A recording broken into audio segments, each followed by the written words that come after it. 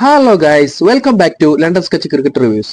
ഓസ്ട്രേലിയക്കെതിരായ Border Gavaskar trophy test പരമ്പര കൈവിട്ടതിന് പിന്നാലെ ഇന്ത്യൻ ക്രിക്കറ്റ് ടീമിന് പുതിയ ബാറ്റിംഗ് പരിശീലകൻ വരുന്നു. ഓസ്ട്രേലിയൻ പര്യടനത്തിൽ ബാറ്റർമാരുടെ പ്രകടനം മോശമായതോടെയാണ് BCCI ബാറ്റിംഗ് പരിശീലകനെ നിയമിക്കാനൊരുങ്ങുന്നത്. പ്രധാന പരിശീലകൻ ഗൗതം ഗംഭീറിന് കീഴിൽ സഹപരിശീലകൻ അഭിഷേക് നായർ, ബോളിംഗ് പരിശീലകൻ മോണി മോർക്കൽ, ഫീൽഡിംഗ് പരിശീലകൻ റിയാൻടൺ ഡോഷറ്റ് എന്നിവരാണ് നിലവിൽ ഇന്ത്യയുടെ ഭാഗമായുള്ളത്. ന്യൂസിലാൻഡിനെതിരെയുള്ള മത്സരത്തിൽ നാട്ടിൽ വൈറ്റ് വാഷ് തോൽവി വഴങ്ങിയതും ആദ്യ ടെസ്റ്റിൽ 46 റൺസിന് ഓൾ ഔട്ട് ആയതും വൻ വിമർശനങ്ങൾക്കാണ് വഴിവെച്ചത്. ഓസ്ട്രേലിയൻ പര്യടനത്തിൽ ക്യാപ്റ്റൻ രോഹിത് ശർമ്മയും വിരാട് കോഹ്ലിയും തിളങ്ങാതെ പോയത് ആരാധകർക്ക് നിരാശയായി. വിരാട് കോഹ്ലി ഓഫ് സ്റ്റംപിന് പുറത്തു പോകുന്ന പന്തുകളിൽ ബാറ്റ് വെച്ച് പുറത്താകുന്നത് ഓസ്ട്രേലിയൻ പര്യടനത്തിലെ പതിവ് കാഴ്ചയായി മാറുകയും ചെയ്തു. ഈ ഒരു പ്രശ്നത്തിനും പരിഹാരം കാണാൻ ഗംഭീറിനോ അഭിഷേക് നായർക്കോ സാധിച്ചിരുന്നില്ല.